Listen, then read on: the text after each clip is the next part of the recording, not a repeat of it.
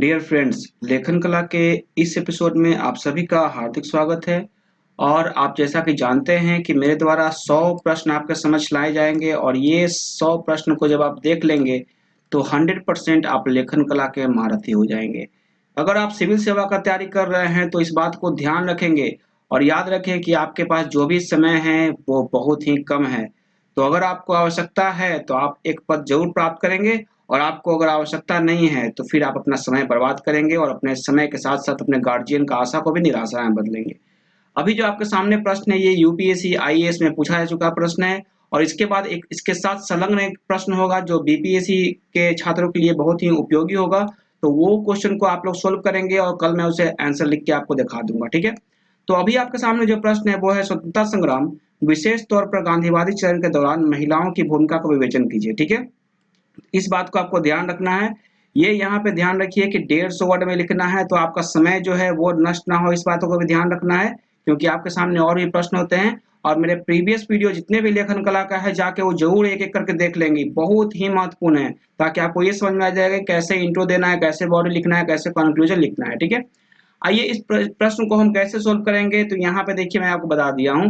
अगर आप डायरेक्ट लिखेंगे तो खिचड़ी पक जाएगा। तो गांधीवादी चरण में महिलाओं का योगदान ऐसे लिख करके आप पहले देखिए ये पॉइंट स्थानीय आंदोलन के दौरान, ठीक है, फिर असहयोग आंदोलन के दौरान, ठीक है, फिर भारत छोड़ो आंदोलन के दौरान, ऐसे करके आप लिखेंगे, मतलब कि पॉइंट है बांट करके, ठीक है।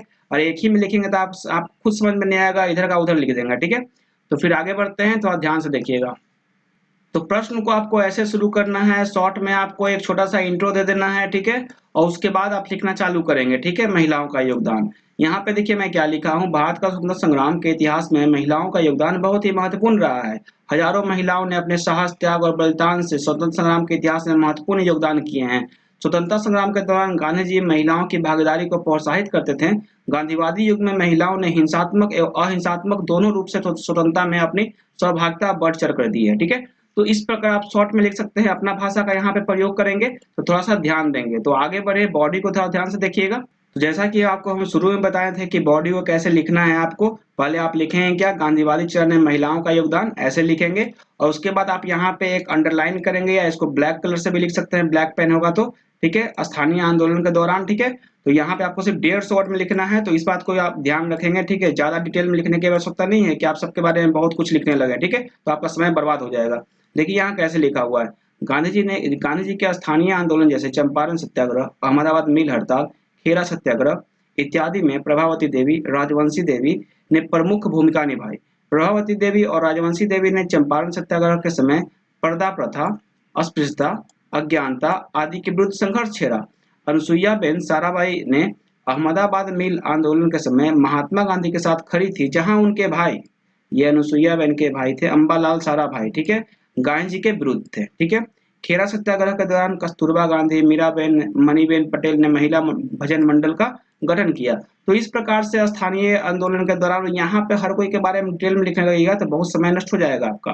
तो शॉर्ट में ही आपको समझाना है, और प्रश्न का भी डिमांड यही है।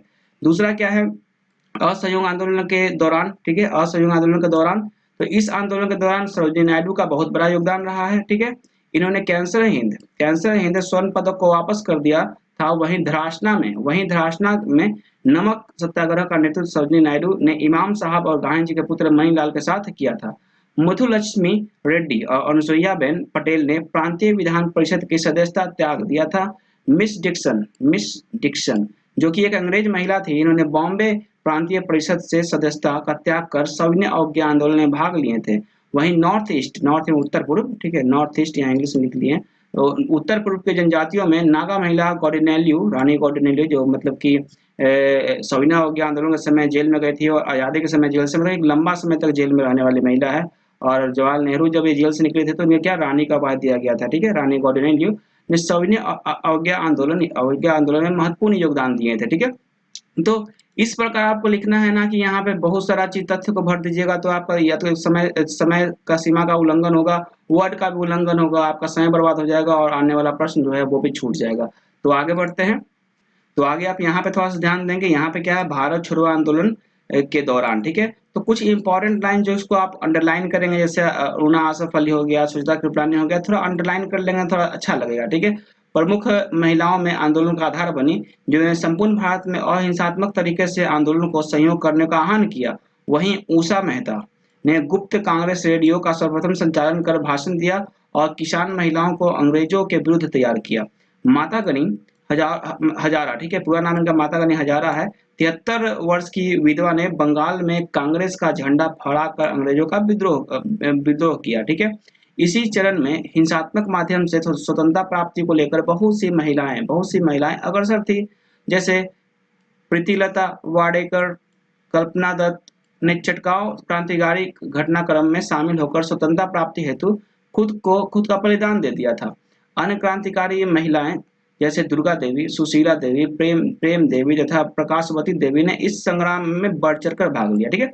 तो ऐसे आप शॉर्ट में लिखेंगे, ठीक है। अगर आपको लिखने नहीं आता है तो आप एक बार देख लेंगे और इसी हिसाब से और ऐसे ही बिल्कुल ऐसा ही प्रश्न आपके सामने मैं अभी दे रहा हूं, जो मैं आपको बाद में लिख कर दिखा दूंगा, ठीक है। लेकिन ये प्रश्न को आप लिखेंगे और कैसे लिखेंगे? वर्ष 1915 में आजादी तक, ठीक है, वर्ष 1915 से आजादी तक स्वतंत्रता संग्राम में बिहार की महिलाओं की भूमिका का विवेचन कीजिए, ठीक है। तो बिल्कुल वैसा ही प्रश्न है और यहाँ पे क्या करना है आपको कि बिहार की महिलाओं की भूमिका का विवेचन करना है। तो आप सबको ध्यान से थोड़ा सा पढ़ लेंगे, ठीक है। सबके बारे में ज्यादा डिटेल में जाने की आवश्यकता नहीं है। अगर इसको आपको 150 वर्ड में लिखना है तो शॉर्ट में ही उसके बारे में लिखने का प्रयत्न करेंगे, लेकिन थोड़ा सा कॉन्सेंट्रेट रहेंगे। पहले आप इसके बारे में जाकर पढ़ लेंगे, आपके बुक में चैप्टर होगा जहाँ पे स्वतंत्रता आंदोलन में बिहार के महिलाओं के योगदान या भूमिका लिखा होगा। तो आप ध्यान से अगर पढ़ लेंगे उसके बाद आप इस प्रश्न को आराम से सोल्व कर लेंगे, ठीक है।